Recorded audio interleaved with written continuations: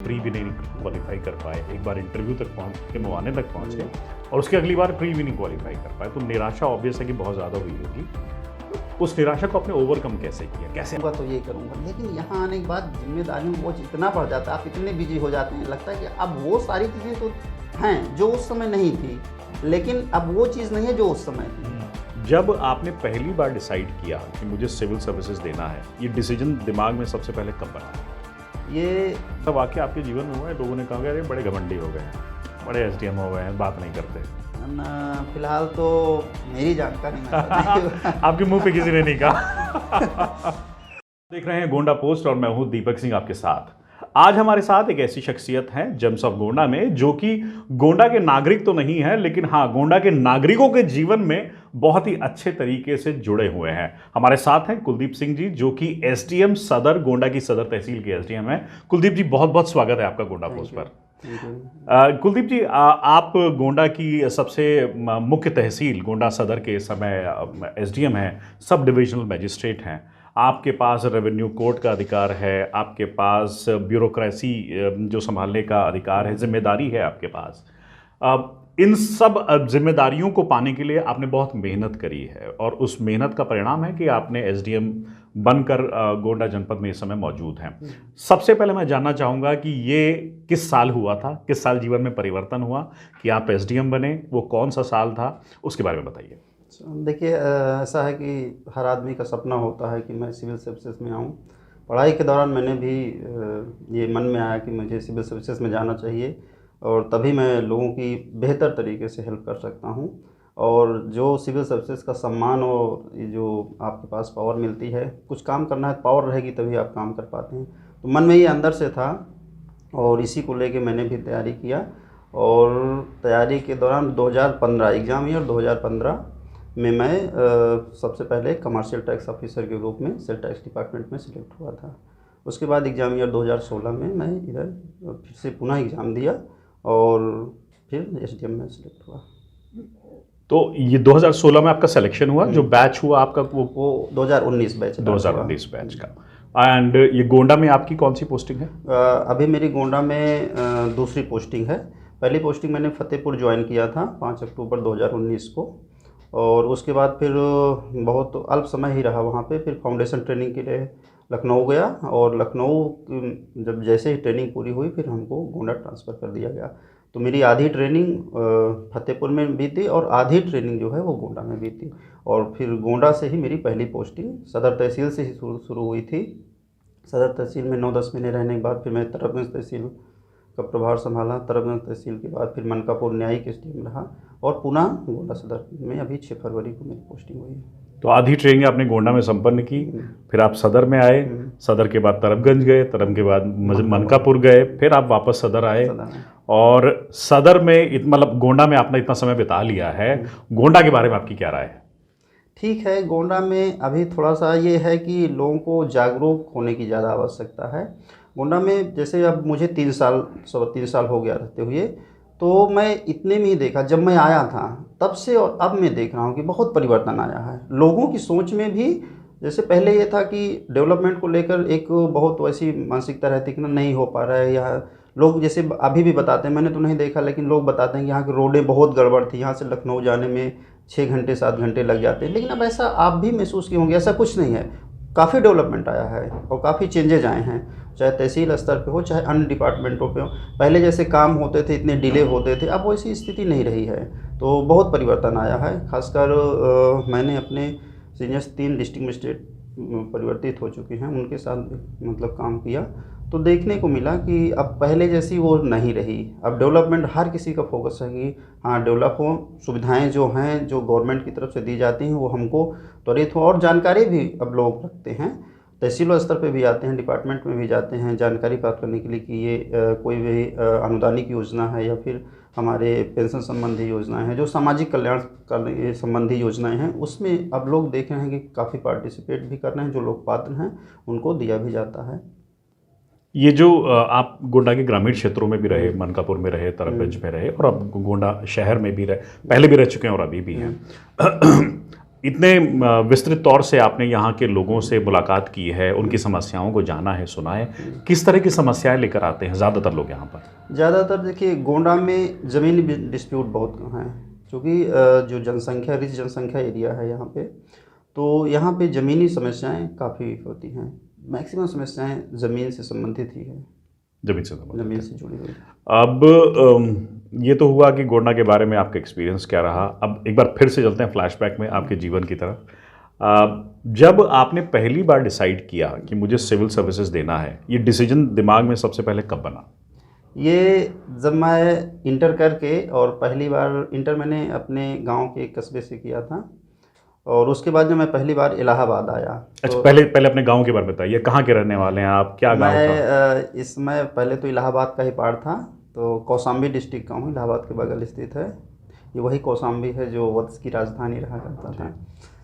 तो कौशाम्बी डिस्ट्रिक्ट में एक ग्राम पड़ता है भकंदा, नदी के किनारे, यमुना नदी के किनारे मेरा गांव है। तो वहाँ से फिर मैंने 8वीं तक की पढ़ाई अपना गांव में संपन्न की। उसके बाद कस्बा सरायकल पड़ता है मेरे गांव से 15 किलोमीटर दूर। तो फिर 8वीं से 12वीं तक की पढ़ाई मैंने वहाँ पे कस्बे में की, और 12वीं के बाद फिर मैं इलाहाबाद आ गया था। जब पहली बार इलाहाबाद में आया तो लोगों से मिला। मैं दरअसल साइंस पढ़ना चाहता था। इलाहाबाद आए क्यों थे आप? आगे की शिक्षा पूरी करने के लिए। क्या करना चाहते थे उस समय? उस समय ये था कि पहले तो मेरे मन में ये था कि मैं एजुकेशन को, मतलब पूरी अपनी एजुकेशन वहाँ करूँगा जहाँ लोग कहते हैं कि अच्छा अब हो गया, मैंने पढ़ाई पूरी कर ली है, अब इसके आगे कुछ नहीं है। तो सबसे पहला जो मेरे मन में विचार था कि मैं पीएचडी पूरी करूँगा।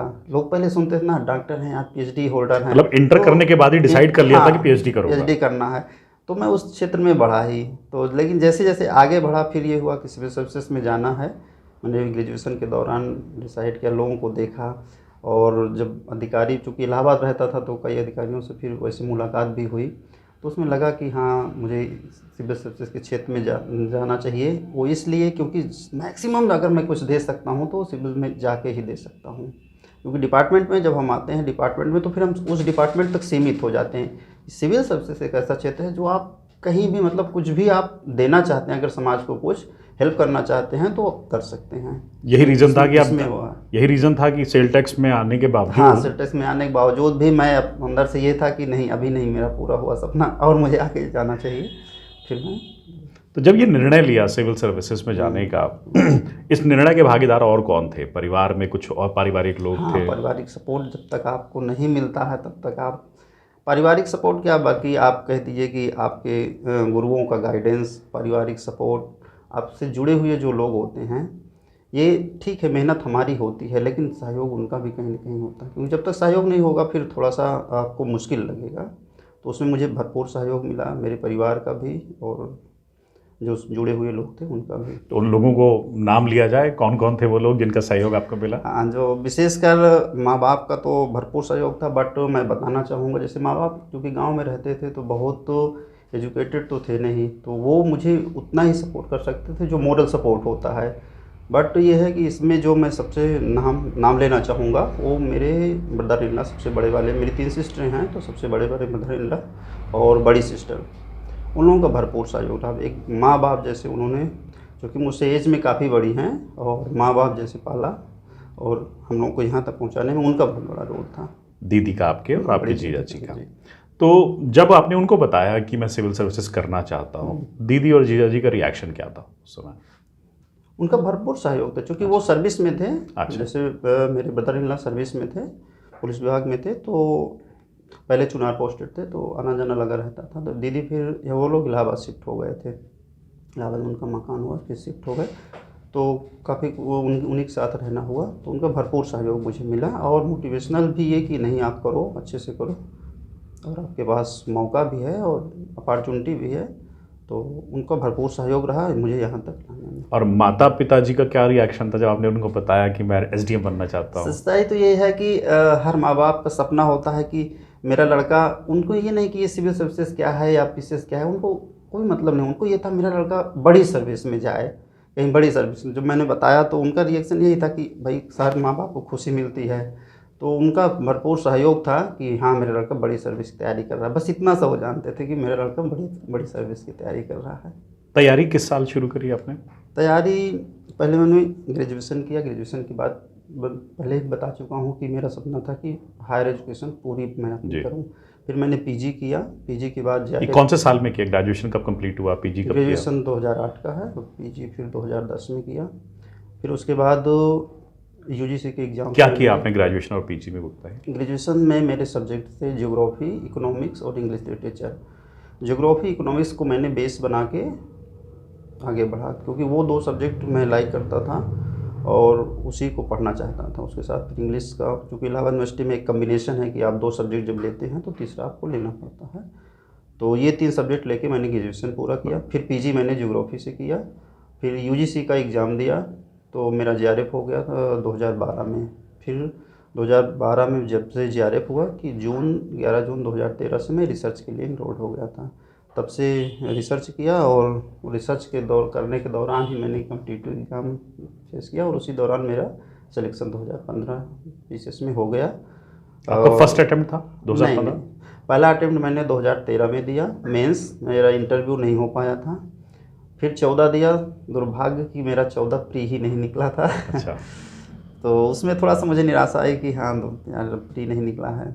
फिर मैंने और मेहनत किया, तो ऊपर वाले का संयोग अच्छा था कि 2015 मेरा फाइनल सिलेक्शन। तो वो जब निराशा आई कि आपको प्री भी नहीं क्वालिफाई कर पाए, एक बार इंटरव्यू तक पहुंच के मुआने तक पहुंचे और उसके अगली बार प्री भी नहीं क्वालिफाई कर पाए, तो निराशा ऑब्वियस है कि बहुत ज़्यादा हुई होगी। उस निराशा को आपने ओवरकम कैसे किया, कैसे आगे बढ़े? ये देखिए, जहाँ तक मेरा मानना है कि आप जब सेल्फ रियलाइज़ करते हैं चीज़ों को और अपनी कमियां दिखती हैं कि हाँ कहाँ वीक था मैं, क्यों नहीं हुआ, जब आप इसकी एनालिसिस करते हैं तो फिर आप जब एनालिसिस करते हैं फिर उसको सुधार करने की कोशिश की। मैंने भी वही किया। मैं दूसरों के बिना कुछ कहने या बिना किसी सलाह के खुद को मैंने मोटिवेट किया कि ये निकला नहीं तो इसका मतलब कुछ कमी रही होगी। वापस मुड़ने का ख्याल नहीं आया? नहीं, कि रिसर्च ही करते हैं चल के, प्रोफेसर ही बनेंगे? क्योंकि मैंने ठान लिया था कि मुझे जाना है, मैं उस अंतिम समय तक प्रयास करूंगा जब तक सक्सेस नहीं जाऊंगा। तो ये फिर आपने नेक्स्ट ईयर दिया 2015? हाँ, 2015 दिया। तो आप सेल टैक्स ऑफिसर सेलेक्ट हुआ उसमें, लेकिन मन में एक इच्छा थी कि कोर्ट प्रशासन में मुझे आना चाहिए, तो मैं माना नहीं। फिर मैंने दिया। क्या रैंक आई आपकी? मेरी रैंक 26 थी, ऑल यूपी 26 रैंक। और जब सेल टैक्स में आए थे तब क्या रैंक थी? वो रैंक तो डिपार्टमेंट वाइज अलग हो जाती है। जी। डिपार्टमेंट वाइज अलग हो जाती है। स्कोर क्या रहा होगा उस टाइम इंटरव्यू वगैरह में? जैसे इंटरव्यू में 2000 मतलब पहले के परिणाम में जो आप सेल टैक्स हुए और दूसरे परिणाम में स्कोर्स में, प्री मेंस और इंटरव्यू में डिफरेंस क्या था, वो थोड़ा सा बताइए बच्चों के लिए। डिफरेंस ये था, प्री तो चूंकि क्वालिफाइंग होता है तो उससे कोई मतलब नहीं होता। आपको भाई उस बॉर्डर लाइन को क्रॉस करके मेंस में अपीयर होने के लिए एलिजिबल होना पड़ेगा, तो प्री का कोई मतलब नहीं। मेंस ये था कि जब मैं सिलेक्ट हुआ था 2015 में सेल टैक्स में, तो मैंने कंसिस्टेंटली उस समय तक आरटीआई के थ्रू अपनी कॉपी देखने का ये प्रोविज़न है, लोक सेवा आयोग ये प्रोवाइड करवाया था, तो मैंने भी अपनी कॉपी देखी। मुझे लगा कि कंसिस्टेंटली जो है, जो सारे पेपर हैं वो चाहे कंपलसरी हों चाहे सब्जेक्टिव हों, उसमें ये हुआ कि सब में कहीं ना कहीं 10-10 मार्क कम से जो मुझे मिले थे। मैंने ये सोचा कि इसमें 10-10 नंबर और होने चाहिए थे सारे पेपर्स में, तब मुझे कहीं जाके यहाँ कोर्ट प्रशासन में आने का मौका मिलेगा। जब मैंने उसको देखा उसके बाद फिर 16 का मेंस दिया, तो मेरी रणनीति वही थी कि नहीं, ये जो मार्क्स हैं सिलेक्शन तो मेरा हुआ है बट कम है, इसको और इम्प्रूव करने की जरूरत। फिर मैंने वही किया और उसका परिणाम ये मिला कि आपने आंसर राइटिंग पे मेहनत करी, आंसर राइटिंग पे मेहनत की, ताकि आपको 10 नंबर जो कम मिले थे वो भी मिले आपको, और वो फिर मिले और फिर मेरा सिलेक्शन हुआ। और इंटरव्यू में कुछ अलग किया? आपको बता दूं, जैसे एक ये फोबिया चल रहा है कि हिंदी माध्यम से नंबर नहीं मिलते। मैं आपको बताना चाहूँगा कि ज्योग्राफी में 400 में, ज्योग्राफी 2 पेपर होते हैं, सारे सब्जेक्ट के उसमें 2 पेपर होते थे। ज्योग्राफी में 400 में मुझे 315 नंबर मिले हैं, जो कि आज तक का अभी रिकॉर्ड है हिंदी माध्यम से। अच्छा, तो इंग्लिश लिटरेचर का स्टूडेंट हिंदी माध्यम से क्यों एग्जाम देने लगा? इसका कोई वो नहीं था, क्योंकि बचपन से मैंने हिंदी माध्यम से ही पढ़ा था। अच्छा। तो इंग्लिश लिटरेचर लिया जरूर था, बट ये है कि जो मैं अपना प्रेजेंटेशन दे सकता था कॉपी पे, वो हिंदी में ज़्यादा। मतलब प्रेम हिंदी से छूटा नहीं है आपका? और लैंग्वेज थी, लैंग्वेज किसी लैंग्वेज में ये, हाँ, मैं एक मिथक ये भी था कि हिंदी माध्यम से लोग सिलेक्ट नहीं होते। मैंने कहा नहीं, ऐसा नहीं है। लोगों का ये भी मिथक था कि हिंदी, आज भी लोग कहते हैं हिंदी माध्यम से नंबर नहीं। मैंने कहा मिलते हैं भाई, आप लिखोगे तो। और उसकी प्रैक्टिस मैंने की थी। आप वो देखिए कि 400 में आर्ट्स के सब्जेक्ट में 315 नंबर काफ़ी वो होता है। जैसे मेरे टीचर सुपरवाइज़र जो भी थे प्रोफेसर एस एस ओझा, उन लोगों ने भी कहा कि अभी तक जो हमने यूनिवर्सिटी में देखा है, जो हमारे स्टूडेंट्स ने प्राप्त किया है, वो 309 नंबर थे मैक्सिमम, और आपके 315 आए हैं। तो फिर बल्कि मेरी नोट्स वगैरह भी उन्होंने मंगवाया। अच्छा। और बच्चों के लिए दिखाया कि देखो ये है, ऐसे है। तो निष्कर्ष ये है कि टू द पॉइंट आप प्रेजेंट करना चाहें। इंग्लिश हिंदी में जो हम बेसिकली अंतर देखें, इंग्लिश में ये है कि आप इंग्लिश में जो आंसर राइटिंग करते हैं वो टू दी पॉइंट प्रेजेंट करते हैं। हिंदी में क्या है, टू दी पॉइंट प्रेजेंट करने की प्रैक्टिस नहीं होती है लोगों में, तो सेंटेंस बहुत लंबे हो जाते हैं, उससे जो शब्द की लिमिट होती है वो बढ़ जाती है, इसीलिए स्कोरिंग नहीं हो पाता। आप उसको प्रैक्टिस के थ्रू ला सकते हैं और ये कर सकते हैं कि अगर आप टू द पॉइंट प्रेजेंट करेंगे तो निश्चित नंबर मिलेगा। लैंग्वेज का कोई इशू नहीं आता। लैंग्वेज बैरियर नहीं है, नहीं। लेकिन आपको आंसर राइटिंग अच्छे से आना अच्छी चाहिए। आनी चाहिए अब और उसके लिए प्रैक्टिस की ज़रूरत है, जी। लेकिन वो आपको करना पड़ेगा। जब आपका परिणाम आया, जब लिस्ट में नंबर खोजा होगा कि मेरा रोल नंबर है या नहीं, मेरा नाम है या नहीं, उस दिन के एक्सपीरियंस के बारे में बताइए। बड़े रोचक एक्सपीरियंसेस होते हैं। बहुत अच्छे। जब वो अगर सच कहूँ तो जो खुशी एसडीएम बनने से इससे ज़्यादा खुशी थी जब मैं सेल्टेक्स सेलेक्ट हुआ, जो पहला रिजल्ट जब पहला बार आया, वो उसका एक अलग। उस दिन के बारे में बताइए जिस दिन रिजल्ट आया। उस दिन तो ये था नहीं कि ये था कि शाम से रिजल्ट आएगा, रिजल्ट आएगा। फिर ये हुआ कि रिजल्ट आ गया। अंदाज़ा था कि मेरा हो जाएगा? नहीं, कोई अंदाज़ा नहीं था, क्योंकि एक बार मैं 2013 में वहाँ पहुँच के वापस आया था, तो इसलिए अंदाज़ा सिविल सर्विसेज वही है ना कि अनिश्चितता का वो है। चलो ठीक है, हमने मेहनत किया, हम जो मेरा दायित्व था, मेरा कर्तव्य तो वो हम दे आते हैं, फिर तो अननोन होता है। और रिजल्ट आना, अगर आपका सही परिणाम है, सही है, आपने मेहनत किया तो निश्चित परिणाम भी मिलता है, बट इसका कोई ये नहीं होता कि मेरा हो जाएगा, नहीं हो जाएगा। जिस दिन रिजल्ट आया सेल्टेक्स का, तो मैं उस दिन वहीं आवास पे ही था। आवास का रूम लेके हम लोग पढ़ते थे, तो रूम पे ही था। पहले रूम था, अब आवास हो गया। तो संजोग अच्छा था कि उस दिन गांव से पिताजी आए थे, और पिताजी को थोड़ा सा बीमार थे, तो दवा करवाने के लिए मैं लाया था। और एक घटना ही बता देता हूँ उस दिन की। मैं उनको हॉस्पिटल दिखाने गया, हॉस्पिटल दिखा के लौट रहा था, तो ऑटो में ही बैठ के आ रहा था, पिताजी बैठे थे, पर्स पीछे भरा था, मेरा पर्स चोरी हो गया। 4000 रुपये और समथिंग सारे आई कार्ड्स और ये सब कुछ चोरी हो गया। और फिर पिताजी को कमरे पे ले गया आया, बैठे ही थे हम लोग, तो ये हल्ला हुआ कि रिजल्ट आज आ रहा है, रिजल्ट आ रहा है। तो मैं उत्सुकता होती है कि रिजल्ट आ रहा है तो देखें। फिर बैठे ही थे, तब तक फ़ोन आया कि रिजल्ट आउट हो गया है। किसी दोस्त ने ही फ़ोन किया था मुझे, तो मैं कहा अच्छा देखो देखो देखो, क्योंकि पिताजी आए तो उनको छोड़ के जा भी नहीं पा रहा था। तो देखे तो फिर ये हुआ कि खुल नहीं रहा था। 3 घंटे तक पता चला साइट नहीं चल रही यार, रिजल्ट खुल नहीं रहा है, और लोक सेवा आयोग पे चस्पा नहीं किया गया है अभी तक रिजल्ट। तो वो कौतूहल का विषय तो बना ही रहता है। फिर मैंने और जूनियर्स बच्चे थे वहाँ पे, तो उनको पिताजी के पास छोड़ा कि थोड़ा देखते रहना और मैं आता हूँ। फिर हम लोग लोक सेवा आयोग चले गए। फिर वहाँ देखे, जैसे ही लोक सेवा पहुँचे थे तब तक रिजल्ट बाहर से गेट बंद था, अंदर रिजल्ट चस्पा हो रहा था। फिर उसी समय साइट खुल गई, तो एक ताराचंद में एक मेरा दोस्त है अरविंद, उसने फ़ोन करके बताया कि सर आपका सिलेक्शन हो गया है। सिलेक्शन हो, तो मैंने कहा कि क्या होगा, तो बताया कि आप सेल्टेक्स ऑफिसर हो गए हैं, ऐसे ऐसे। तो ये तो बट विश्वास नहीं होता, विश्वास ये होता है कि खुद से देख लें। फिर लोक सेवा में जब चस्पा हो गया, हम लोगों ने मतलब अंदर गए, देखे रिजल्ट देखे, तो उसमें अपना नाम देखा, तो फिर वो खुशी तो आप जानते। क्या फीलिंग थी उस समय? सच्चाई है कि आदमी इतना भावुक हो जाता है कि कोई पूछे तो बता भी नहीं पाता।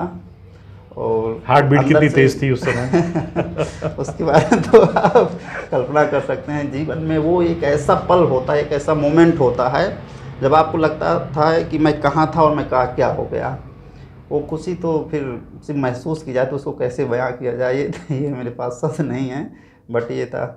फिर उसके बाद जो है हम लोगों ने ऐसे किया। फिर वही होता है, अब 10 दोस्त आपके पास हैं तो फिर आपको इलाहाबाद का जानते हैं, फिर चलने लगता है, फिर कट रहा है तो फिर घूमना फिरना। और तो सबसे पहले किसके साथ शेयर किया था आपने? सबसे पहले मैं अपने छोटे भाई। अच्छा, वही साथ फिर था? हाँ, छोटा भाई भी साथ में ही तैयारी कर रहा था, तो सबसे पहले मैंने उसको शेयर किया था। और माता जी पिताजी को? हाँ, उसके बाद जो है फिर मम्मी पापा, उसके पास मैंने दीदी को फ़ोन, दीदी को फ़ोन किया। और दीदी की बात तब फिर मैंने माता पिता को फिर फ़ोन किया। वो इसलिए कि दीदी को इसलिए क्योंकि दीदी मार्गदर्शन मिला आपको मार्गदर्शन मिला। दीदी की खुशी क्या थी उस समय? अब खुशी मेरे घर में ये थी कि अब ये जान लीजिए कि उस रात कोई नहीं सोया था अच्छा। खुशी से। एक ये भी होता है ना कि चलो ठीक है कि जब आपकी फैमिली में कम सर्विस वाले हों, कम वो हों, तो फिर अगर फिर कोई ऐसा आता है तो फिर एक अलग खुशी बनती। सबने खुशियाँ मनाई उस दिन? भरपूर। और छोटा भाई इसलिए क्योंकि छोटा भाई भी साथ रहता था। साथ में रहता था। एक इसी में और ट्रेजेडी बताऊंगा मैं अपनी। एक छोटा सा मोमेंट ये था कि जब ग्रेजुएशन कर रहा था, तो जैसे ही ग्रेजुएशन किया मैंने, उस समय ये था ना कि अगर घर पे कोई सिलेक्ट नहीं है तो फिर ये वो एक सर्विस मिल जाए अच्छी सी। तो छोटा भाई भी साथ ही था, ज़्यादा नहीं, बस एक क्लास पीछे था, तो हम लोग साथ में ही रहते थे। तो जैसे ही ग्रेजुएशन पूरा हुआ, ग्रेजुएशन पूरा होने के बाद ये हुआ कि बीएड कर लीजिए, उसमें टीचिंग वैकेंसी आ रही थी, टीचिंग का ये था। तो मेरी इच्छा तो नहीं थी कि मैं जाऊं, क्योंकि पहले से बताया डिसाइड कर चुका था सिविल सर्विसेज में जाना है। लेकिन घर वालों का ये था कि बीएड कर लो, टीचिंग की जॉब आएगी तो थोड़ा सा अगर टीचिंग मिल जाएगी सेफ है, फिर आप करते रहना। ऐसा क्यों, मतलब पारिवारिक स्थिति अच्छी नहीं थी? तो हाँ, थोड़ा सा फाइनेंशियल प्रॉब्लम की वजह से ही। अच्छा। तो मैंने फॉर्म तो डाला, ऑल यूपी मेरी 297 रैंक थी। अच्छा। हाँ, उस समय जब बीएड का एंट्रेंस दिया मेरी ऑल यूपी 297 रैंक थी। बट फिर मैंने सोचा कि यार अगर मैं कर लिया, इन केस टीचर हो गया, और भाई अगर टीचर हो गया तो मुझे टाइम भी देना पड़ेगा, और उसके चक्कर में कहीं मेरा सिविल सर्विसेज की जो सपना है वो मेरा ब्रेक ना हो जाए। हो सकता है ना टाइम मिले, जैसे विद्यालय ऐसा हो जाए कि जिम्मेदारियां बढ़ जाएं और फिर हम उसको तो छोड़ नहीं पाएंगे। तो वहाँ पर मैंने रिस्क लिया। फिर मैंने पिताजी को कहा कि मैं करना नहीं चाहता हूँ, अगर आप लोगों की बहुत इच्छा हो तो कर लूँ, लेकिन मेरी इच्छा है कि मैं ये करूँ। उनका एक ही जवाब था, उनका जवाब ये था कि बेटा ज़िंदगी आपकी है और आप डिसाइड करो। अच्छा। उन्होंने कहा कि मैं बहुत गाइड तो नहीं कर सकता, लेकिन आपकी ज़िंदगी है, आप डिसाइड करो। पिताजी ने सपोर्ट किया? बहुत सपोर्ट किया। तो उस फिर मैंने बीएड की काउंसलिंग नहीं कराई और फिर मैंने बीएड नहीं किया। तो जब ये आपका 1-2 बार सिलेक्शन नहीं हुआ, तो कभी परिवार में झुंझलाहट नहीं होती थी, समय वेस्ट कर रहे हो? पिताजी ने कभी भी नहीं मुझसे कहा कि आप ये करो ये करो। उन्होंने कहा कि चूँकि लाइफ आपको बितानी है तो उनसे मैं हस्तक्षेप तो नहीं कर सकता हूँ, मैं जो सपोर्ट कर सकता हूँ वो मैं कर रहा हूँ। एक फ़ायदा मेरे साथ ये हुआ कि चूँकि सिस्टरें मेरी बड़ी थी तो शादी वगैरह सिस्टर की हो चुकी थी, तो पारिवारिक में वैसी कोई प्रॉब्लम नहीं आई कि हाँ, बस ये था कि हम दोनों लोग, जो छोटे भाई थे, पढ़ रहे थे, तो माता पिता को ये था कि चलो ठीक है, नहीं अब कोई ऐसी प्रॉब्लम नहीं है, बच्चे पढ़ रहे हैं तो जरूर कहीं ना कहीं अपना हो गई तो टाइम, तो उन्होंने कभी हस्तक्षेप नहीं किया। पिताजी कृषक थे? हाँ, पिताजी मेरे कृषक हैं, गांव में ही हैं, बहुत बड़े नहीं, एक सामान्य परिवार बिलोंग करते हैं। तो जब आप एसडीएम बन गए, आप रूम से आवास पे पहुंच गए, तो जीवन में परिवर्तन आया होगा, लाजमी है परिवर्तन रहा होगा। आप किस किस तरह का परिवर्तन आपके जीवन में आया? देखिए, परिवर्तन तो ये है कि जैसे पहले ये होता था कि आप बिंदास टाइप के नीचिल करते रहते हैं, क्योंकि जिम्मेदारी नहीं होती। मेन मामला होता है जिम्मेदारी के। जैसे आप ही कहीं सेलेक्ट हो गए और आपको इस पद पे जब आ जाते हैं तो आपके पास जिम्मेदारियों का बोझ बढ़ जाता है। फिर जो भी आपकी एक्टिविटी होती है उन जिम्मेदारियों को लेके ही चलती है। तो परिवर्तन ये हुआ कि मैं एक प्रोफेशनल लाइफ में आ गया। पहले कि भाई जब तक स्टूडेंट रहता है प्रोफेशनल लाइफ नहीं होती है, प्रोफेशनल लाइफ से जुड़ गया। तो बहुत सारी चीज़ें इसमें बैलेंस करके चलना होता है मुझे। अपनी सर्विस के अकॉर्डिंग एक प्रकार से तहसील है, डिवीज़न है, तो डिवीज़न से जुड़ी हुई जितनी भी जनसंख्या है वो मेरे कहीं ना कहीं जुड़ी हुई है। तो उनके हितों को ध्यान में रखकर या उनकी समस्याओं को ध्यान में रख के मुझे वो कार्य भी संपादित करने पड़ते हैं। साथ ही साथ अपनी फैमिली और अपने समाज को भी ध्यान में रखना पड़ता है। जो हमारी व्यक्तिगत जीवन होता है दोनों को रख पाते हैं, दोनों का बैलेंस करना पड़ता है। रख पाते हैं, कोशिश यही की जाती है, बट कभी कभी ऐसा होता है कि जिम्मेदारियों का बोझ जो होता है आपको उधर प्रायोरिटी देनी पड़ती है। छोटा सा उदाहरण, भी पिछला इलेक्शन विधानसभा का जो बीता, 18 फरवरी को मेरे साले साहब की शादी थी, साथ में 27 को इलेक्शन था। तो शादी में नहीं पार्टिसिपेट कर पाए, साले की शादी में नहीं जा पाए, ज़रूरी था इलेक्शन। तो कभी कभी ऐसा हो जाता है, बट ये है कि अगर आपकी फैमिली सपोर्टिव है तो कोई दिक्कत नहीं होती है। दीदी जी डांटते हैं कभी कि तुम फ़ोन नहीं उठा रहे हो यार, बात नहीं कर पा रहे हो? नहीं, मैंने बता दिया है, मैंने सारे लोगों को बता दिया है कि जो फ़ोन कॉल्स है कोशिश कीजिए या 9 के पहले सुबह हो जाए या फिर रात को 8 के बाद कीजिए। 8 के बाद हो जाए, तब तक आप सार्वजनिक जीवन जिएंगे, व्यक्तिगत जीवन 9 तब से तक पहले। अब जनरली तौर पर जैसे जी। घर है या रिलेटिव हैं वो सब जानते हैं, वही सबको पता भी होता है जी, कि दिन में खाली होंगे नहीं, ज़्यादातर बिजी हूँ तो अच्छे से बात नहीं, तो कोशिश यही होती है ज़्यादातर फ़ोन मेरे जैसे व्यक्तिगत फ़ोन जो घर के या रिलेटिव के या परिवार के आते हैं तो सुबह ही आज हो जाते हैं या शाम को होते हैं। एक चीज़ मैं और करता हूँ, मैं शाम को जब भी आता हूँ 8 के बाद तो 9 के करीब मैं घर पे ज़रूर बात करता हूँ एक बार, अच्छा, डेली बात करते पर डे हैं परिवार से, परिवार के मतलब मम्मी पापा से जरूर मम्मी बात पापा करता से। हूँ। तो ये तो रहा आपके आचरण में क्या क्या चेंजेस है, जीवन शैली में क्या चेंजेस है, लाइफस्टाइल में कुछ नए हॉबीज़ हुई, कुछ नई चीज़ पसंद हुई या पुरानी पसंदों को छोड़ दिया, क्या क्या परिवर्तन है जो कई बार अनकम्प्लिश्ड होता है? कई बार लगता है यार ये मैं नहीं कर पा रहा था क्योंकि मैं पढ़ रहा था, अब मैं ये करूँगा, मेरे पास पैसे आ गए। देखिए ये डेल्मा की स्थिति होती है। बहुत सारे शौक जो आप पढ़ाई के दौरान पालते हैं, लगता है कि चलो जब सेलेक्ट हो जाऊंगा तो ये करूंगा, लेकिन यहाँ आने के बाद जिम्मेदारियों का बोझ इतना बढ़ जाता है, आप इतने बिजी हो जाते हैं, लगता है कि अब वो सारी चीज़ें तो हैं जो उस समय नहीं थी, लेकिन अब वो चीज़ नहीं है जो उस समय थी। तो ऐसे डेल्मा की स्थिति में तो आप कुछ शौक ऐसे होते हैं जो आप नहीं पूरा, जैसे मैं बचपन से एक सा होता लगता मुझे डांस वगैरह थोड़ा सा करना चाहिए, मेरा था कि अंदर से करूं, लेकिन अब नहीं टाइम मिल पाता कि हाँ उसके लिए मैं टाइम निकाल पाऊं। तो ऐसे कई चीज़ें होते हैं कंट्राडिक्टरी, बहुत सारी चीज़ें हैं जो अब आने के बाद है, पहले नहीं कर सकते थे अब कर सकते हैं जी। और बताया जैसे मुझे डांस ही करने तो नहीं मिलता है टाइम, तो ये चीज़ एडजस्ट करना पड़ता है। बट ये कहीं ना कहीं कोशिश अंदर से होनी चाहिए कि जैसे भी टाइम मिले आप थोड़ा बहुत अगर हॉबी पाल कर रखें तो उसको पूरा करना है। जैसे मेरा चेस खेलने का थोड़ा सा ये था, अच्छा। शौक था तो खेलता था। अब मान लीजिए मैनुअली खोलने के लिए नहीं है तो मैं मोबाइल पे ही ऐप डाउनलोड चेस करूँ, खेल लेते हैं। कभी 10 मिनट टाइम मिला तो एक आध खेल ओके। लेता हूँ। और जैसे जीवन में जब अभी हम बात कर रहे थे चाहतों की, अभिलाषाओं की, बचपन की कोई अभिलाषा या फिर शायद अपने यूथ की कोई अभिलाषा, इच्छा जो आपको सिलेक्शन के बाद आपने पूरी की हो, ऐसी चीज़ें क्या रही होंगी? ऐसी तो चूँकि पढ़ाई के दौरान पहला फोकस मेरा यही था कि मतलब Selection हो सेलेक्ट हो जाए। थोड़ा सा हम लोग बताए कि सामान्य फैमिली, गांव से भाई आदमी आता है तो सामान्य फैमिली से बिलोंग करता है, तो कोई ऐसा वो नहीं था। पहला ये था टारगेट की सिलेक्शन हो जाए, सिलेक्शन हो गया है, ठीक है। एक मेरी इच्छा रहती है बाहर आउटिंग के लिए, जैसे साथ में फैमिली है तो अब तो फैमिली के साथ घूमने जाने की वो है कि साल में जैसे ये होता है कि अभी तो बहुत नहीं जाता, एक दो टूर ही कर पाया हूँ, बट ये है कि मेरा जैसे एक सपना है कि साल में कम से कम एक आउटिंग आप फैमिली के साथ कुछ दिनों के लिए, 2-4 दिनों के लिए ही रहे, बट ये है वो सेपरेट टाइम आप बिताएँ। तो है नेचुरल चीज़ों देखने का मुझे शौक़ है थोड़ा सा, क्योंकि ज्योग्राफी पढ़ा तो थोड़ा सा उससे भी जुड़ा रह गया तो नेचुरल चीज़ें देखने का शौक़ है थोड़ा सा। तो अभी तो जैसे मैंने पूर्वोत्तर तो इसलिए ये काम मैं जब पढ़ता था, तैयारी करता था, तो हम लोग क्या करते थे कि जैसे बाहर जाना होता था, ऐसे तो प्लान बन नहीं पाता था, हम लोग क्या करते थे कि वहाँ का फॉर्म भर देते थे। जैसे मान लीजिए राजस्थान पीसीएस का फॉर्म आया, अच्छा। एमपी पीसीएस का फॉर्म आया, तो ऐसे फॉर्म भर देते थे। तो वो और फॉर्म उस शहर के लिए भरे जाते थे जहाँ पे ऐसे घूमने का थोड़ा सा मौका, तो एक उद्देश्य होता था चलो हम एग्ज़ाम भी दे लेंगे अच्छे से और इसी बहाने एक का दिन वहाँ पे आउटिंग भी हो जाएगी। जैसे जबलपुर, भेड़ाघाट वगैरह हम लोग एग्ज़ाम दिए एमपी पीसीएस का, उसके बाद फिर वहाँ घूमे फिरे भी और आए। पूर्वोत्तर में एक बार जाने का मौका मिला, एग्ज़ाम मैंने यूपीएससी में एक असिस्टेंट कमांडेंट की पोस्ट आती है, अच्छा।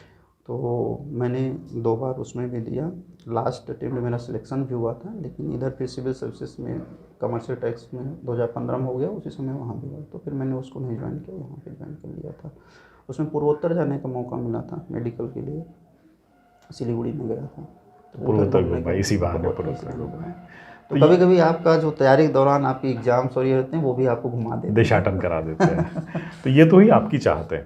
परिवार, जैसे एक मिडिल क्लास का लड़का हमेशा अपने माँ बाप की इच्छाओं को देखता है, जैसे आपने अपने माँ बाप की इच्छाओं को देखा और उन्होंने आपकी इच्छाओं का सम्मान किया कि मेरा बेटा सिविल सर्विस करना चाहता है, तो बीएड को अगर छोड़ भी रहा है तो कोई परवाह नहीं है।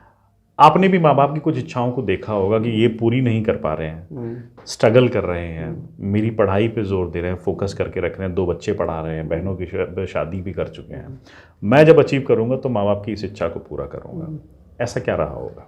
ऐसा जैसे ये है कि कुछ मैंने पूछा भी तो माँ बाप की इच्छा यही थी, सबसे बड़ी इच्छा होती है उनके बच्चे सही जगह पे सेटल हो जाएं।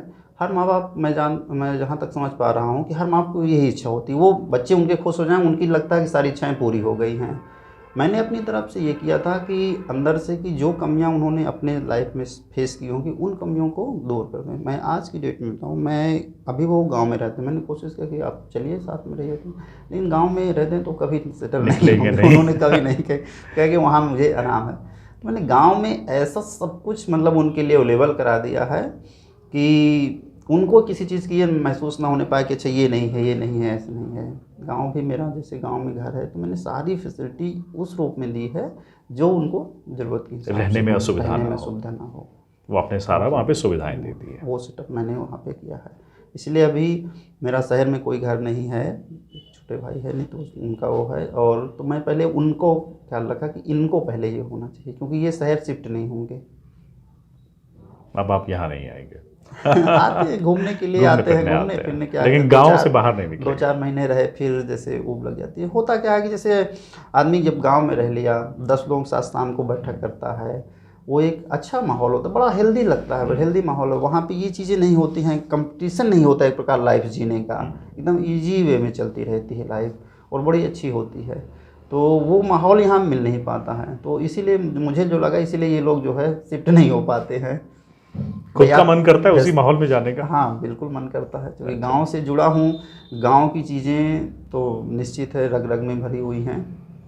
तो अभी भी जब भी मुझे मौका मिलता है या गया तो मैं गांव में ज़रूर जाता हूँ और गांव के लोगों से ज़रूर जुड़ा हूँ। होता क्या है, कभी कभी जैसे हम लोग क्या है कि सिलेक्ट हो जाते हैं, लाइफ बिजी हो जाती है, हम शहर तक शिफ्ट हो जाते हैं और अपने को शहर तक ही सीमित कर लेते हैं। मेरा छोड़ें, और आपके गांव का गर्व भी आप ही होते हैं। जैसे आप सेलेक्ट हो गए तो ठीक है, अब बहुत सारे लोग हैं तो आप मानते हैं चलो ठीक है, लेकिन गांव में ऐसा सिविल सर्विसेज में देखता हूँ 1 ही 2 लोग हो पाते हैं, कहीं कहीं रेयर अपवाद स्वरूप, वो बात अलग है। तो गांव वाले, हर गांव वालों का एक ये होता है ना कि हमारे गांव का एक लड़का है जो ऐसा है, तो आप जुड़े रहना चाहिए और उनसे मिलते रहना चाहिए, जहाँ तक मेरा मानना है। कभी ऐसा वाक्य आपके जीवन में हुआ है, लोगों ने कहा अरे बड़े घमंडी हो गए हैं, बड़े एसडीएम हो गए हैं, बात नहीं करते? फिलहाल तो मेरी जानकारी में आपके मुंह पे किसी ने नहीं कहा? और जो मैं लोगों से सुनता हूँ उसका, अब ये बड़ाई की बात नहीं है, बट ये था कि जैसे बचपन से ही लोग एक परसेप्शन कर लेते थे ना कि हाँ वो लड़का ऐसा है। अच्छा। तो गांव में जैसे एग्जाम्पल जब देते थे तो अक्सर मतलब ये कहा जाता था कि वो ज़रूर सेलेक्ट होगा, इस टाइप के मतलब कहते थे लोग। और तो फिर उन लोगों की बातें लग गई। हाँ। बहुत बढ़िया। अच्छा कुलदीप जी, अब दूसरे पार्ट पे आते हैं। आपने जब तैयारी करी तो कोचिंग ली या विदाउट कोचिंग तैयारी की? कोचिंग तो आपको मैं बताऊं कि मैं पहले ही बताया, थोड़ा फाइनेंशियल क्राइसिस आई थी बीच में जब मैं पढ़ाई कर रहा था, तो कोचिंग का बहुत ज़्यादा तो मुझे मौका नहीं मिला।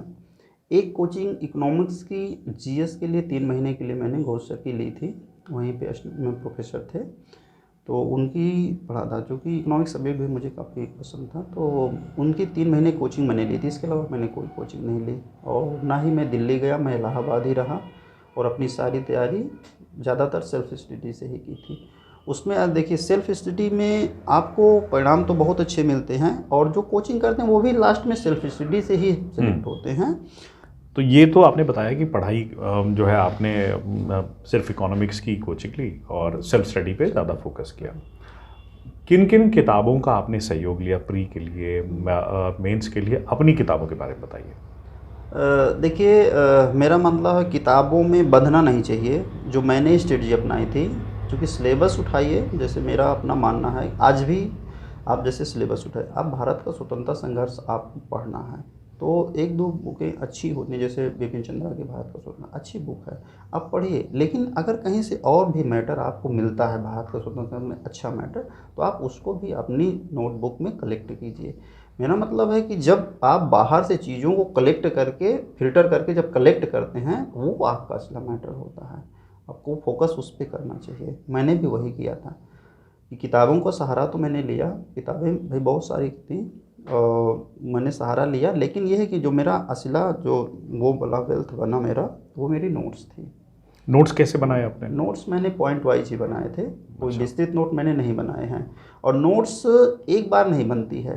नोट्स का जो मेरा मतलब है कि ये मैंने नोट्स बनाया, फिर मुझे कुछ मिला तो इसमें चेंजेस आते हैं। नोट्स कंटिन्यू होनी चाहिए। आपकी प्रैक्टिस और नोट्स एक साथ चलती है। जैसे मैंने कहा, मेरी प्रैक्टिस और मेरी नोट्स एक साथ चलती थी। वही मेरी प्रैक्टिस होती थी, नोट्स होती, नोट्स बनती थी, फिर प्रैक्टिस करता था। ये क्या कार्यक्रम चलता था। तो कई बार मैंने अपने नोट्सों को चेंजेस किया। हाँ, एनसीईआरटी का सहयोग लिया आपने? हाँ बिल्कुल। सारे सब्जेक्ट्स के लिए नहीं, बट ये है कि जैसे ज्योग्राफी है, आप ऐसी होता है एनसीईआरटी, आप इंटर तक की उसमें भरपूर ज्योग्राफी आपने 6 to 12 किया? हाँ 6 to 12 किया। अच्छा। और चूँकि मेरा बेस सब्जेक्ट भी था तो कोई खास उसमें दिक्कत नहीं आई है। हिस्ट्री की एनसीईआरटी मैंने पुरानी वाली एनसीईआरटी पढ़ा। और पॉलिटी के लिए लक्ष्मीकांत है, लक्ष्मीकांत का सहारा लिया। हिस्ट्री के लिए भी एनसीईआरटी पढ़ी आपने? हाँ, एनसीईआरटी हिस्ट्री की पुरानी वाली पढ़ी थी। बट ये है कि हिस्ट्री में जैसे एस.के. पांडे हैं, इनकी आती है, तो आधुनिक भारत और प्राचीन भारत इनकी पढ़ी। और भारत का स्वतंत्रता संघर्ष है, डॉक्टर बिपिन चंद्रा की बुकें हैं। तो ये सब चीज़ें कई बार एनसीईआरटी की समरी भी आती है, क्या बच्चों को वो पढ़नी चाहिए या एनसीईआरटी की किताब ही पढ़नी निर्भर चाहिए? करता है कि आप देना क्या चाहते हैं। जैसे अभी भी जो यूपीपीएससी है और यूपीएससी है, यूपीएससी में आपका कंसेप्चुअल फ्रेमवर्क ज़्यादा होता है। तो यूपीएससी के लिए एनसीईआरटी बहुत प्रॉफिटेबल बुक होती हैं। और यूपीपीएससी में थोड़ा सा प्रॉब्लम ये होती है कि यहाँ फैक्चुअल चीज़ें ज़्यादा पूछी जाती हैं। और एनसीईआरटी में हमारे ये है कि फैक्चुअल चीज़ें हैं नहीं हैं, कंसेप्ट हैं। तो कहीं ना कहीं अन्य बुकों का भी सहारा लेना पड़ता है अगर यूपीपीएससी आप देना चाहते हैं तो। और प्रीवियस ईयर्स के क्वेश्चन पेपर्स को सॉल्व हाँ, करना कितना इम्पोर्टेंट डेफिनेटली है? बहुत इंपॉर्टेंट है। प्रीवियस उससे क्या है, आपकी जो प्रैक्टिस होती है आप उसी पे करते हैं उसको। ये मान चूँकि अब वो तो आए हुए पेपर है ना, एक प्रकार से नहीं कि वही एग्ज़ाम है आपका। तो वो आप जब भी आप तैयारी करें तो तैयारी जैसे करते हैं, तो तैयारी करने के बाद आप उन पेपरों को ज़रूर सॉल्व करें। वो पेपर सॉल्व करने के लिए नहीं फिर आपने लाइए इधर से देख के क्वेश्चन लिख लिया, उधर से मतलब एग्ज़ाम जैसे आपको देना है। चलो ठीक है, हम पूरा पेपर एक साथ नहीं सॉल्व कर सकते, लेकिन हम 2 ही क्वेश्चन लिखें, लेकिन 2 क्वेश्चन पढ़ें और उसको बस बिना कुछ देखे हुए, जैसे एग्ज़ाम में जो टाइम बाउंड होता है उसके अकॉर्डिंग जितना टाइम निर्धारित है उसमें हम उतने शब्द सीमा और उतने टाइम में हम उसको अपनी प्रैक्टिस कर लें। फिर हमको पढ़ना चाहिए कि हमने क्या गलती की है, क्या इसमें हम कमी रह गई है। आप देखेंगे कि उसमें फिर ऐसे तो लिखते समय हमको लगता है कि हमने बहुत अच्छा लिखा, लेकिन जब आप आधा घंटा बाद 1 घंटा बाद दोबारा जब उसको पढ़ते हैं तो लगता है कि मैंने लिखा क्या है, वे तो इसमें बहुत सारी कमियां हैं। जब वो कमियां दूर होने लगी तब फिर आपकी तैयारी हो जाती है और फिर निश्चित है सिलेक्शन। और जीएस की तैयारी के टिप्स दीजिए। जीएस तो कई बुकों से पढ़ना, चूँकि जीएस में बहुत ढेर सारे मटेरियल होते हैं तो अलग अलग सहारा बुकों को लेना पड़ता है। और मेरी कमी भी रही है कि बहुत स्ट्रांग मेरा जीएस नहीं रहा हमेशा से। सब्जेक्ट मेरे बहुत स्ट्रांग थे। तो जब मैं दे रहा था तो उस समय 400 नंबर का जीएस होता था और सब्जेक्ट दो पेपर जो रहते थे 400 नंबर के, ये रहते थे 2 पेपर। तो सब्जेक्ट मेरे बहुत स्ट्रांग रहते थे, सब्जेक्ट पे मैंने ज़्यादा फोकस किया था जीएस की अपेक्षा। तो जीएस मेरा अब जैसे 3 एग्ज़ाम दिया, उदाहरण के लिए मैं आपको बता दूं कि पहले एग्ज़ाम में 400 में जीएस में मुझे ऑब्जेक्टिव होता था उस समय, 400 में 245 नंबर मिले थे। दूसरा जब मेरा 2015 में सिलेक्शन हुआ तो जीएस में 400 में 265 नंबर थे। जब एसडीएम से मेरा सिलेक्शन हुआ तो 400 में 280 नंबर थे। कंस्टली सुधार हुआ था, लेकिन मैंने 300 का स्कोर कभी नहीं प्राप्त किया। जबकि ऐसा माना जाता है कि अगर आप सिलेक्ट हैं तो जीएस 300 क्रॉस होगा, क्योंकि ऑब्जेक्टिव होता था, बच्चे तैयारी करते। मेरा मेन फोकस था रिटन पे। कुछ सीनियर्स रहते थे, सीनियर्स भी की सलाह भी रहती थी, तो सीनियर्स भी यही कहते थे कि नहीं मेंस पे फोकस करो, मेंस मतलब लिखना है आपको, प्रैक्टिस करना। तो मैं एक मेरे सीनियर्स मिले थे जो उनका काफ़ी योगदान था, मेरे ही इलाज में रहते थे, बलिया के डॉक्टर विकास अग्रवाल जी। इस समय असिस्टेंट कमिश्नर से टैक्स अमरोहा पोस्टेड हैं। तो उन्होंने मुझे बताया, गाइड किया, उन्होंने गाइड किया और उसका परिणाम ये हुआ। अब उन्होंने गाइड किया कि छोटा सा सहयोग मेरा भी था उनके लिए। 2000 जब पीजी मैंने किया 2010 के बाद, 2011 में लाज में आया, लाज में रहते थे हम लोग। तो उनका भी वो कई मेंस 4 आईएएस वाला इंटरव्यू मेंस दे चुके थे, यहाँ भी 8 मेंस दे चुके थे, लेकिन सिलेक्शन नहीं हुआ था। तो उन्होंने तो एक बार में मुझे बड़ा शॉकिंग लगा कि इतना देने के बाद सिलेक्शन नहीं होता, मैं तो अभी बिगिन कर रहा हूँ, कैसे होगा। तो फिर पढ़ाई शुरू की, उन्हीं को मैंने पूछा भैया क्या क्या पढ़ना चाहिए आप बताएं, तो उन्होंने बुक रिकमेंड की कि अच्छा ये पढ़ो, ये चीज़ है। उन्होंने एक चीज़ और बताया जो मैं सबको बताना चाहता हूँ कि क्या पढ़ना चाहिए ये ज़रूरी है, लेकिन क्या नहीं पढ़ना चाहिए उससे भी ज़्यादा ज़रूरी है। क्योंकि आप अनावश्यक, ये तो समुद्र है ना, आप जी। वो पूरा तो तैयार नहीं कर सकते हैं, हम इंसान हैं। सिलेबस के अकॉर्डिंग जो भी सही चीज़ें हैं, जो परफेक्ट मैटर हैं, आपको वो ज़्यादा ज़रूरी है पढ़ना। तो उन्होंने ये सब चीज़ों को बताया, चूँकि ये सीनियर बेहतर तरीके से बता सकते थे, तो उन्होंने मुझे बताया। फिर मैंने पूछा भैया इतना आप मेंस दे चुके क्यों नहीं हो रहा है, कुछ तो होगा। तो निष्कर्ष जो निकल के आया उन्होंने भी बताया, मैंने महसूस किया वो लिखते नहीं थे। कहा यार पढ़ा तो मैंने लेकिन रिटन आंसर करना नहीं राइटिंग किया। प्रैक्टिस। अच्छा, जो मैं ग्रेजुएशन किया पीजी कर रहा था तब भी मेरी आदत थी मैं लिख के पढ़ता था। जैसे पीजी भी लिखता तो मैं पढ़ता भी था, साथ में मेरी नोटबुक हमेशा साथ रहती थी, जो भी पॉइंट होते थे मैं नोट कर। वो मुझसे पूछे तुम लिखते क्या रहते हो, तो मैंने कहा कि भैया पढ़ता हूँ, बिना अगर मैं लिखूँगा नहीं तो मेरे समझ में ही नहीं आएगा, तो मैं लिख के ही पढ़ता हूँ, लिखता रहता हूँ। तो कहा हाँ अच्छी चीज़ है ये तो। फिर हम दोनों ने साथ पढ़ाई की और ऐसे लिख के पढ़ाई की। वही टेक्निक आपकी उन्होंने अपनाई। वो वहाँ पे ज़बरदस्ती, उनको मन तो नहीं करता था, जी, बच्चों जी, की जी। जो एक पढ़ाई की एक तरीका होता है हर हैबिट किसी हो का। जाती है उसको उसी में मजा आती है। लेकिन उन्होंने चेंज किया। परिणाम ये हुआ कि 2013 में उनका असिस्टेंट कमिश्नर सेलेक्ट हुआ, Selection हो जिसमें मेरा मेंस तो दिया था, मेरा इंटरव्यू नहीं हुआ था। ओके। तो इसका ये फ़ायदा हुआ। फिर उन्होंने कहा कि तेरी टेक्निक अच्छी है और ये इसको कंटिन्यू कर। तो चूँकि सीनियर थे, काफ़ी मानते भी थे, तो उनका काफ़ी रोल भी रहा तैयारी के दौरान। तो वर्तमान में वो असिस्टेंट कमिश्नर से अमरोहा पोस्टेड हैं। फिर इधर मेरा 2015 में सिलेक्शन हुआ, 16 में सिलेक्शन। करंट अफेयर्स की तैयारी आपने कैसे की? करंट अफेयर की ज़्यादा तो नहीं पढ़ना चाहिए। पहला तो ये है कि आपके पास कोई एक अच्छी पत्रिका होनी चाहिए। और कितने महीने का करंट अफेयर, 6 महीने का या 1 साल का? वो निर्भर करता है कि मतलब वो ये तो पता नहीं होता, करंट का मतलब ही होता है कि करंट। तो मैंने जो मेरी स्ट्रेटजी होती थी वो मैं मैक्सिमम 6 महीने पीछे का करंट अफेयर तैयार करता था। और उस समय इलाहाबाद में ये रहा कि जैसे ही एग्ज़ाम आता है तो एक वार्षिकांक कोई भी पब्लिकेशन वाले निकालते हैं। तो जो अच्छे पब्लिकेशन हैं जैसे घटना चक्र है, दृष्टि है, इनके अच्छे मतलब करंट अफेयर आते हैं, जो तथ्य होते हैं वो सही होते हैं। तो घटना चक्र का ही वार्षिकांक एक आया करता, तो हमेशा मैंने उस वार्षिकांक को पढ़ा। उस समय उस वार्षिकांक को रिवीजन के लिए पढ़ता था। बाकी जो मंथली बुक करंट अफेयर पत्रिका पढ़ता था, मैं क्रॉनिकल की पढ़ता था, और वो 6 महीने के अंदर के रहते थे। इसी पे फोकस करता था। और मैक्सिमम क्वेश्चन जो आते हैं वो करंट अफेयर के ऐसे ही होते हैं। कभी कभी कोई क्वेश्चन पेपर सेट हो गया, बहुत पुराना पूछ लिया, वो एक अलग मैटर होता है। लेकिन जो जनरली तौर पे करंट अफेयर होता है, न्यूज़पेपर वगैरह फोकस? हाँ, न्यूज़पेपर तो पढ़ रहे, वो तो कहने वाले, बिना उसके तो फिर आप नहीं रह सकते हैं। न्यूज़पेपर तो आपको पढ़ना ही है। और न्यूज़पेपर पढ़ने का ये है कि आपको का दृष्टिकोण पूरे न्यूज़पेपर पढ़ने का नहीं होना चाहिए। जो मैंने ये कहा कि न्यूज़ जो मैं करता था, मैं नहीं पढ़ता था। क्यों पढ़ूँ भाई, लोकल न्यूज़ से मुझे कोई मतलब थोड़ी है। मेरा ये था, फ्रंट पेज पढ़ता था, फ्रंट के बाद जैसे ही मैं न्यूज़पेपर बैक कर देता, पूरा लास्ट में चला जाता था, देश विदेश की जो खबरें चलती हैं, फिर उसको फिर उधर से बैक साइड में जी हाँ तक एडिटोरियल आता था, मैं एडिटोरियल तक पढ़ता, उसके बाद पेपर बंद करके रख देता था। बीच के जो 4-5 पेज उससे मुझे कोई मतलब। कौन सा न्यूज़पेपर पढ़ते थे? मैं जनरली तौर पर वो दैनिक मिलता था, दैनिक पढ़ते थे। हम लोग का ग्रुप भी था, तो अभी तो इधर तो ऑनलाइन भी चीज़ें काफ़ी आने लगी थी, तो जो राष्ट्रीय दैनिक निकलता था, राष्ट्रीय दैनिक, क्योंकि हिंदी माध्यम से था तो हिंदी ही ज़्यादा पढ़ता था, क्योंकि अनावश्यक फिर टाइम आपके पास नहीं रहता ना, आप चाहते भी हैं तो फिर नहीं रहता ना टाइम। हिंदी दैनिक पढ़ता था। मेन फोकस होना चाहिए कि अब तो नेट की अवेलेबिलिटी हो गई और गूगल पे सारी चीज़ें हैं, तो आप करंट का भी देखते रहें, घटनाक्रम चल क्या रहा है। आप तैयारी करते हैं तो इतना तो आपके दिमाग में होना चाहिए, और पल पल की न्यूज़ तो अपलोड हो जा रही है, तो आप ये फोकस करिए कि देखते रहिए, घटनाक्रम भी तो देखना है, हमारे इंडिया में क्या हो रहा है, वर्ल्ड में क्या हो रहा है। तो उससे जुड़ी हुई फिर वही चीज़ जब पेपर में आती थी तो एक प्रकार से आपका रिवीजन हो जाता था।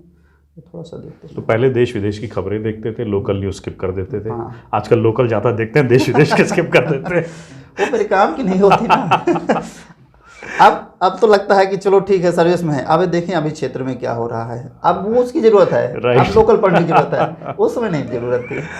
अच्छा, दूसरा मुझे इंटरव्यू की टेक्निक बताइए। इंटरव्यू कैसे क्रैक किया आपने? कुछ कोचिंग ली इंटरव्यू के लिए? इंटरव्यू देखिए, जो मैं अपनी स्ट्रेटजी बता रहा हूँ, जो मैंने अपनाया, मेरा मतलब था, जो मेरे दिमाग में आया जब मैंने एग्जाम दिया इंटरव्यू, मेरा दिमाग था इंटरव्यू तो दूसरे के हाथ में है, उसके बारे में मुझे नहीं सोचना है। मेरे हाथ में उस समय 1700 टोटल जो मार्क्स होते थे वो 1700 के होते थे, 1500 रिटेन का होता था, 200 इंटरव्यू के होते थे। मेरे दिमाग में हमेशा चला कि ये जो 1500 है ये मेरा है, जो 200 है वो दूसरे का है। मेरा फोकस 1500 पे था। ओके। मैं हमेशा फोकस किया 1500 पे, जो 200 मार्क्स हैं वो दूसरे के हैं, हमेशा ये सोच गया। और इंटरव्यू की स्पेशली मैंने कोई तैयारी नहीं की, बस ये था कि जो मैंने किया ठीक है चलूँगा इंटरव्यू दूंगा, और हमेशा उसको मान के चला हूँ कि ये मेरा नहीं है। और इंटरव्यू के लिए बस यही कहूँगा कि इंटरव्यू की कोई तैयारी आप मत कीजिए। जो लोग वहाँ बैठे हैं वो भी जानते हैं कि आप अगर यहाँ तक आए हैं तो आपने ये पढ़ा है और ये समझा है। बस आपको ये देखना चाहते हैं कि आप इस सर्विस को कैरी ऑन कर सकते हैं कि नहीं कर सकते हैं। आप जाइए वहाँ, कोई नॉलेज की बात नहीं होती, कोई वो नहीं होता, बस आपका थोड़ा अवेयरनेस चेक किया जाता है कि आप अवेयर हैं कि नहीं हैं। और आपको अगर संकट आता है या मतलब इतना वर्कलोड आता है तो आप कैरी ऑन कर सकते हैं कि आपसे नहीं। क्या सवाल पूछे गए थे इंटरव्यू में? मुझसे भ्रष्टाचार को लेके, चूँकि मेरा इंटरव्यू एक अमृता सिंह करके उसमें सदस्य थी, तो एडीजे थी, उससे रिटायर हुई थी, तो उनकी बोर्ड में था। तो माना जाता था, लोग जैसे बताते थे बाहर कि ये काफ़ी मतलब खूंखार सदस्य हैं तो ऐसे ज़्यादातर मोस्टली भ्रष्टाचार को लेके, या आप क्यों आए हैं सर्विस में, आप लोग आते हैं सर्विस में उद्देश्य तो बड़े रखते हैं लेकिन फिर उद्देश्य बदल जाता है। आप पूर्वांचल में या पूर्वोत्तर, ये इधर पूर्वी भारत उत्तर प्रदेश में सर्विस नहीं, आप पश्चिम में क्यों सब लोग पश्चिम में पोस्टिंग कराते हैं, कहते हैं इसी टाइप के सवाल। बस ऐसे ही जनरल सवाल थे, कोई स्पेशली वो नहीं।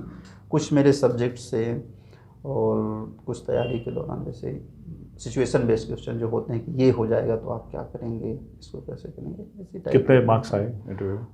200 में मुझे 106 मार्क्स मिले थे। और 1500 1700 में से? और उधर, हाँ उधर मेरे 1102 मार्क्स थे। तो 1102, और ये इंटरव्यू में कितने? 106। 106, तो लगभग 1300 मार्क्स हाँ, आपके आए, और 1300 में आपने हाँ, क्रैक किया। तो अगर आपका टारगेट भी यूपी पीसीएस है तो आप भी 1300 मार्क के करीब के टारगेट को रखिए, और बहुत अच्छी चीज़। नहीं, अब तो बदल रहा है थोड़ा सा पैटर्न। अभी ये सब्जेक्ट में काफ़ी मार्क्स आ जाते थे तो इतना स्कोरिंग, अभी तो 900 पे भी सिलेक्शन हो जाता है।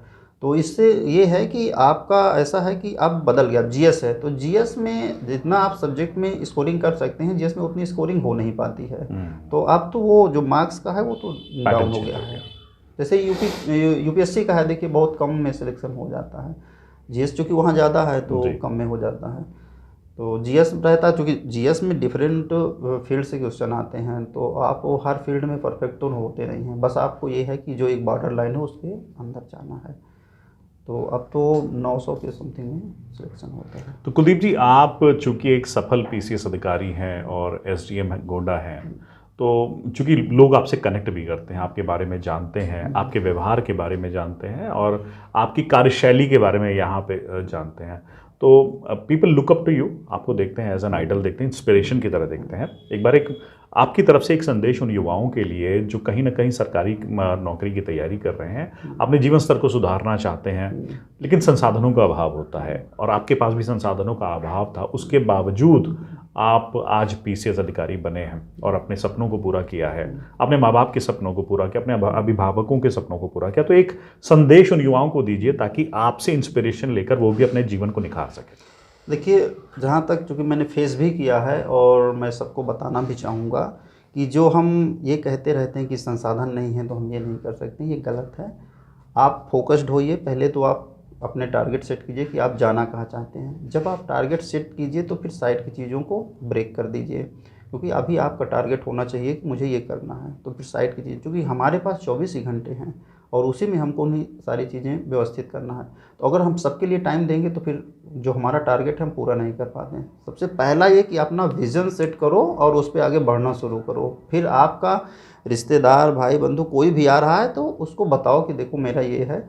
मैं आपको बता दूं कि मैं जब तैयारी करता था तो पढ़ता था, तो फिर अगर फ्रेंड आता था तो पूछता था, 2 मिनट बैठाता था, पूछता था हाँ ठीक है यार, अगर ये आया उद्देश्य कि चलो बैठेंगे 1-2 घंटे, मैं कहता था नहीं यार थोड़ा सा पढ़ना है तो आप भी पढ़ो, मुझे भी पढ़ने दो, तो ऐसे जाता था।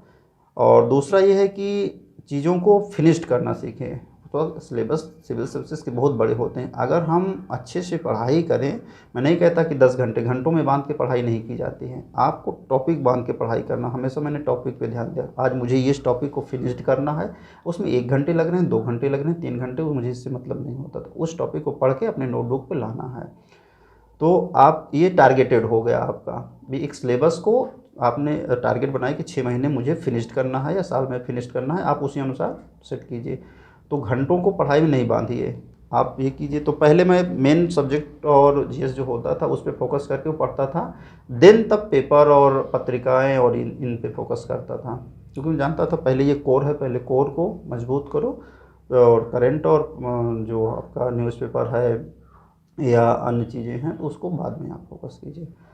और निबंध है, जैसे निबंध है या सामान्य हिंदी है, तो आप थोड़ा थोड़ा आधा घंटा अगर आप देते रहें या दिन तो देखते रहें तो तैयार हो जाते हैं, क्योंकि उसके सिलेबस बहुत बड़े नहीं होते। निबंध का कोई सिलेबस तो होता नहीं है, आपको प्रेजेंटेशन करना है, तो आप सप्ताह में आप क्योंकि हैं तो आप जानते ही होंगे कि एक का सप्ताह में कोई एक ऐसा इशू ज़रूर आ जाता है जिस पे आपका निबंध बन सकता हो, चाहे सामाजिक क्षेत्र का हो, चाहे कृषि क्षेत्र का हो, चाहे इकोनॉमिक क्षेत्र का हो, कोई चाहे इंटरनेशनल रिलेशन का हो, कोई इशू ज़रूर आ जाता। तो मेरा ये रहता था कि आपको जो एक सप्ताह होता है, आप न्यूज़पेपर है इस सब पे अपना मैं कटिंग रखता था, और ये रहता था कि पेपर कलेक्ट करता था, उसमें फिर देखता था अच्छा ये इशू क्रिएट हो गया, उस पर आप अपने मन से उस पर क्रिएट कीजिए निबंध को, कि आप 2 पेज 3 पेज 4 पेज में क्या लिख सकते हैं उस पर। तो उस पर फोकस करना चाहिए। मेन यही है कि आप तैयारी कर रहे हो तो आप टाइम को कैसे सेट कर रहे हो, और वो रणनीति खुद की होनी चाहिए, किसी दूसरे की नहीं। मैं बता रहा हूँ ये मैंने अपनाया, जरूरी नहीं है कि ये दूसरे के लिए सफल हो। आपकी सबसे अच्छी रणनीति आप खुद बना सकते हो, आपको बस चीज़ें दिमाग में रखना है। अब आप कैसे रख सकते हो, जैसे कुछ लोगों का ये होता है कि हम रात में यार पढ़ पाते हैं, सुबह नहीं पढ़ पाते। कुछ लोग होता है नहीं हम मॉर्निंग में पढ़ पाते हैं, रात में नहीं पढ़ते। तो ये आप पे निर्भर करता है कि आप क्या करना चाहते हो। आपको जब आपका मन शांत हो और जब आप फोकस कर सके आप स्टडी पे, आप तब पढ़िए, क्या फ़र्क पड़ता है। तो ये हैं कुलदीप सिंह जी, जो कि पीसीएस क्वालिफाई कर चुके हैं, जिन्होंने आपको एक बहुत अच्छा संदेश दिया है कि आप अपनी स्टाइल से पढ़ाई करिए, और हो सकता है आप सब्जेक्ट वाइज करना चाहें, हो सकता है टॉपिक वाइज करना चाहते हैं, हो सकता है आप प्री पे पहले फोकस करना चाहते हैं, या फिर हो सकता है आप इनकी तरह मेन पे ज़्यादा फोकस करें। आपकी स्टाइल आप पर निर्भर करती है, बट हाँ कुछ लोगों का योगदान आपको दिशा देने में ज़रूर चाहिए होता है, जैसे विभोर अग्रवाल जी आपके लिए रहे। तो ऐसे लोगों का सहयोग लीजिए जो आपको आपके उद्देश्य से भटकाएं ना, आपके उद्देश्य की तरफ आपका फोकस निरंतर बना रहे, तो अवश्य ही आज नहीं तो कल आपके जीवन में बदलाव आएगा और आप किसी न किसी कॉम्पिटिटिव एग्जाम को ज़रूर क्रैक करेंगे। कुलदीप जी बहुत बहुत धन्यवाद आपका इस बातचीत के लिए Gonda post. Thank you so much. Thank you.